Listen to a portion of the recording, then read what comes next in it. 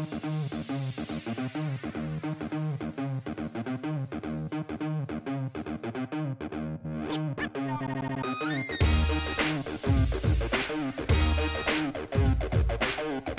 this is Marc, Katz, dating coach for smart, strong, successful women and your personal trainer for love, welcoming you back to the Love You podcast, where you're going to learn everything you need to know about dating, relationships, sex, and men from a man's point of view.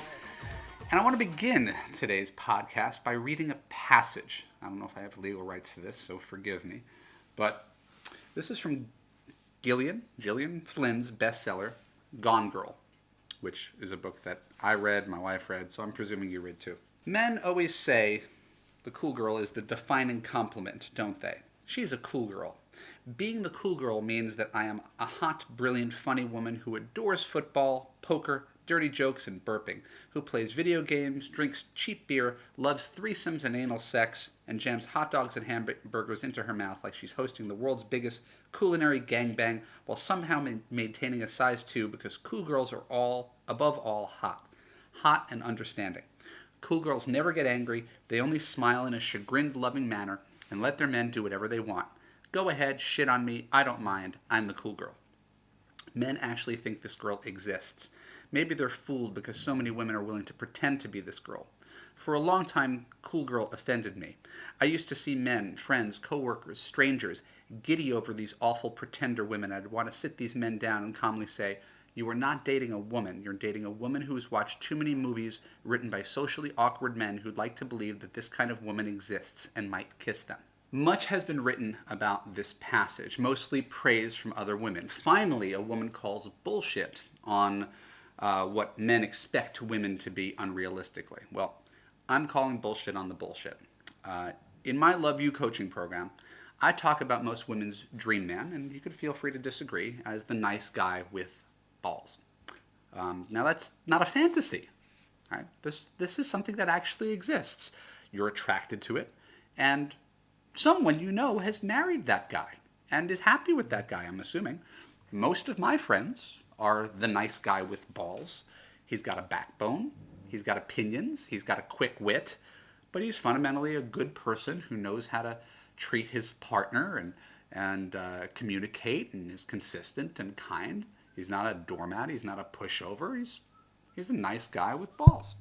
So if there's nice guys with balls or nice guys with an edge or however you want to term it, and they're pairing up around the world, someone's getting those guys, why would we suggest that the cool girl is a myth?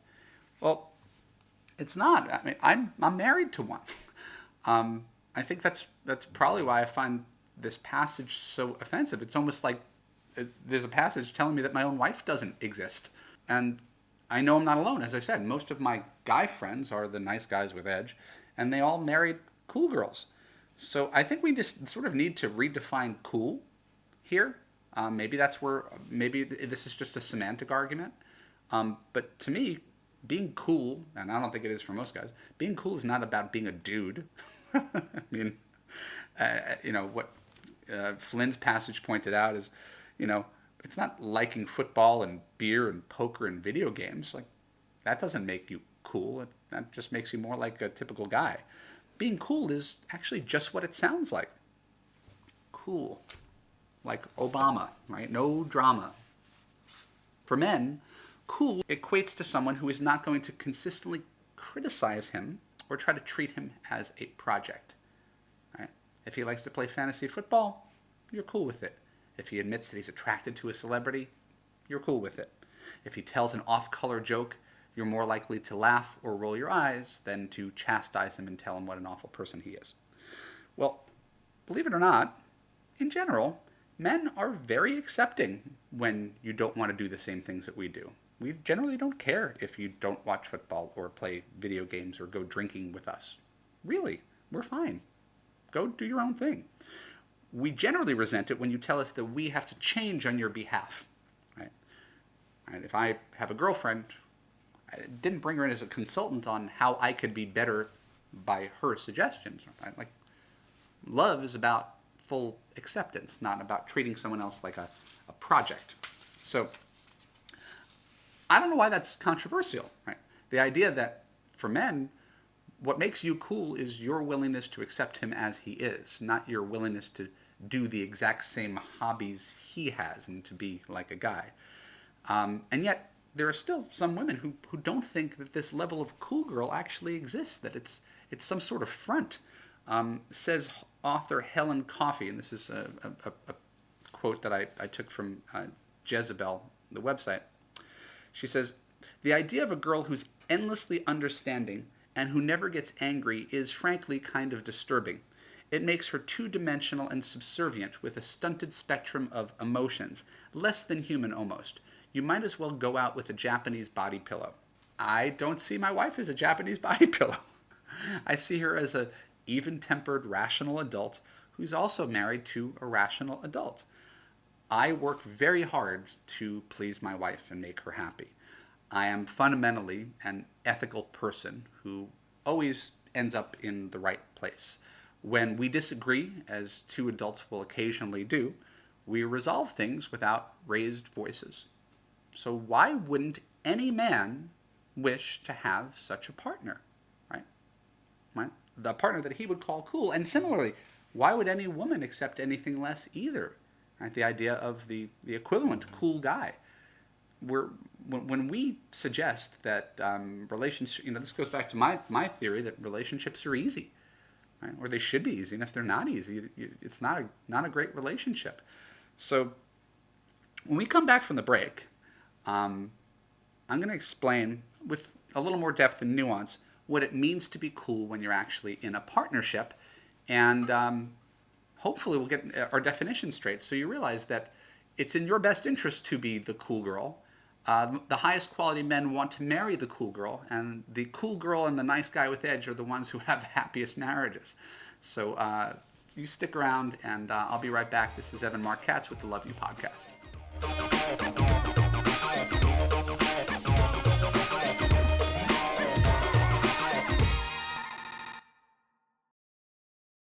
Hey, this is Marc Katz, dating coach for smart, strong, successful women, your personal trainer for love. Welcome back to the Love You Podcast, where you're going to learn everything you need to know about dating, relationships, sex, and men from a man's point of view. And we're continuing this conversation on why men really do like the cool girl. More importantly, we're talking about what it means to be cool, the definition of cool in context of a relationship, and why it makes such a big difference in the happiness of your future.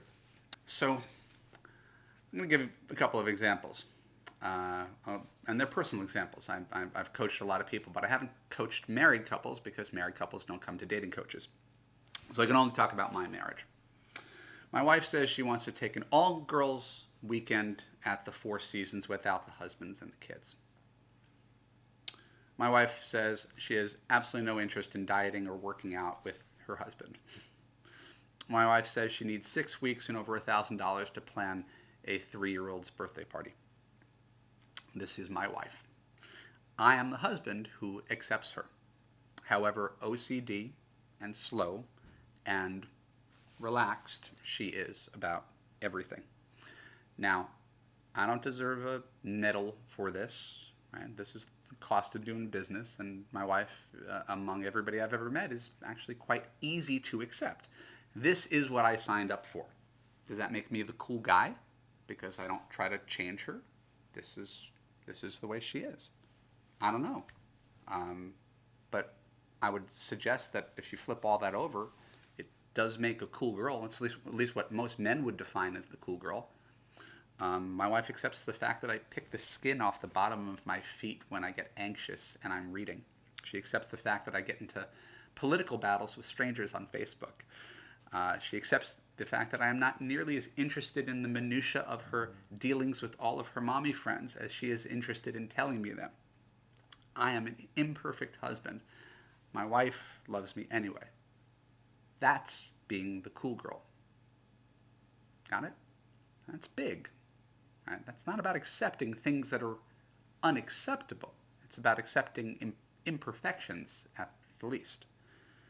So when I hear people bristle against the idea of being cool, I feel like they're engaging in some straw man argument, right? The idea that, okay, we're going to define cool falsely, right? We're going to associate being cool with drinking and farting.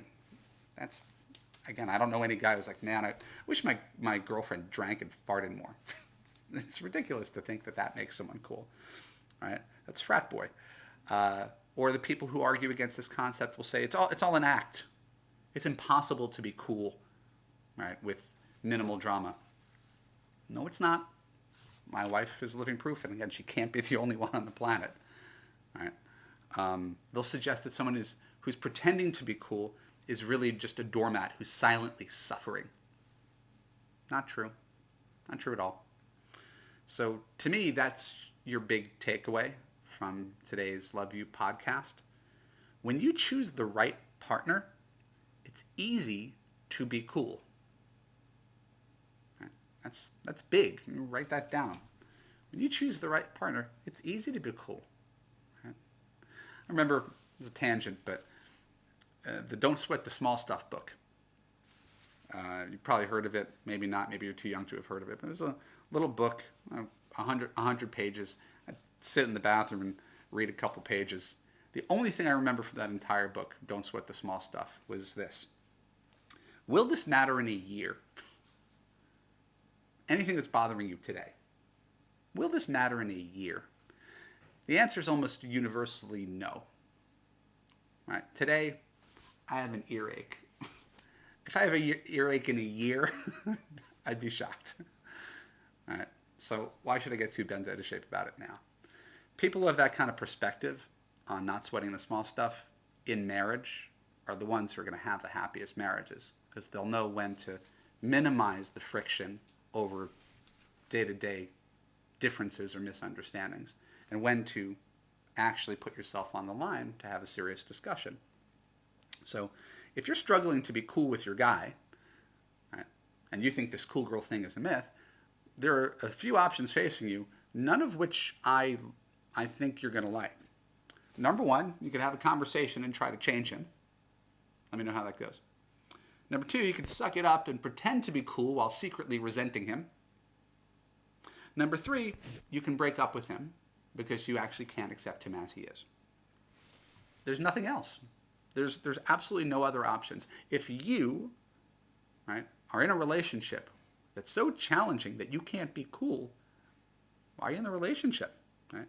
The people, we're not talking about women, the people who do best in dating and relationships are flexible, easygoing, naturally good at compromise, low maintenance, people who don't have rules for everything, people who don't make a big deal about everything, people who don't try to exert their will on others. Right? These are universal traits of people who are easy to get along with. Right? This is my definition of cool. Right? So you may disagree. You're entitled to your own worldview. But when I hear the internet snark from some women about how being cool and being low maintenance and, smiling and rolling your eyes at something your boyfriend did is a myth. I got an 8-year happy marriage based on that. I don't do anything that bad. I do stuff that is more eye-rolling than let's sit down and have a serious relationship discussion about what's wrong with you. Right? If everything is a big deal, right? It's like crying wolf. Nothing's a big deal. And if you have a guy in your life that you have so many problems with, maybe he shouldn't be in your life. It should be easy to be cool. There's no one right way to be. And again, I'm just trying to provoke some thoughts and feelings in you, but there's no one right way to be. Everybody has their own boundaries. But if you say you're cool, but you don't live it, then it doesn't amount to very much, right? Yeah, sure, I'm cool, but I would absolutely kill my husband if I ever caught him watching porn, right? I'm cool, but I would never let my husband have lunch with his ex. I'm cool, but I insist that my husband act like me, think like me, do whatever I want, and read my mind so that he never disappoint me. None of that's cool, but it's common. It's common to expect your male partner to be just like you, but better and without your flaws. It's just not realistic, and you're really setting yourself and your relationship up for disappointment. So understand, men want to be accepted first and foremost. Right? It's the primary reason that I married my wife. I've heard people say that that's unromantic. Really? The reason you chose your wife is because she's the only person who completely accepted you 100%?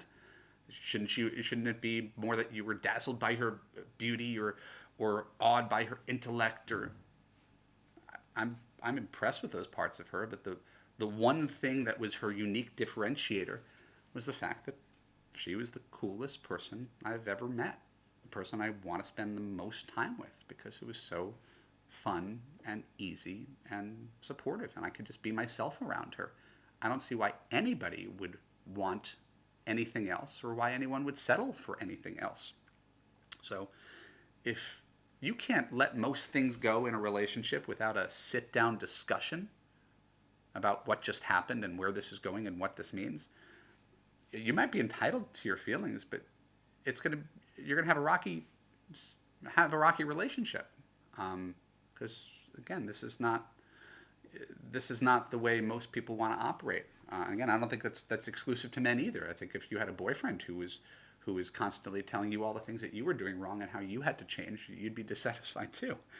So just as you want a man who's strong but sensitive, men do want a cool girl who has boundaries. Right? Being cool doesn't mean having no boundaries. It just means not putting boundaries on everything, rules on everything, criticisms of everything. Right? If there's something really important that needs to be said, you draw the line and you communicate with your boyfriend.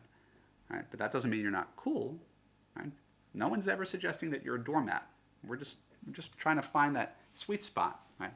The man with opinions, right, who also tries to please you. You are the cool girl, and you have boundaries. They are the equivalent of each other. They're perfect magnets, and I promise you that if you are the cool girl with boundaries, you are going to attract the nice guy with an edge. So I want to thank you for joining me on today's Love You podcast. My name is Marc Katz. Next episode, I'm going to talk about something that is surprisingly controversial, as is most of the things I talk about here, surprisingly controversial. Why you should wait at least 2 years before you get married. If you enjoy this podcast, please hit the subscribe button. Follow me on Facebook and Twitter.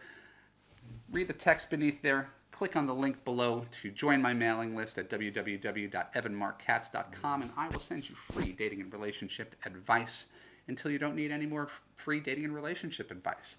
I thank you for your time. I appreciate you, and I look forward to seeing you on the next podcast.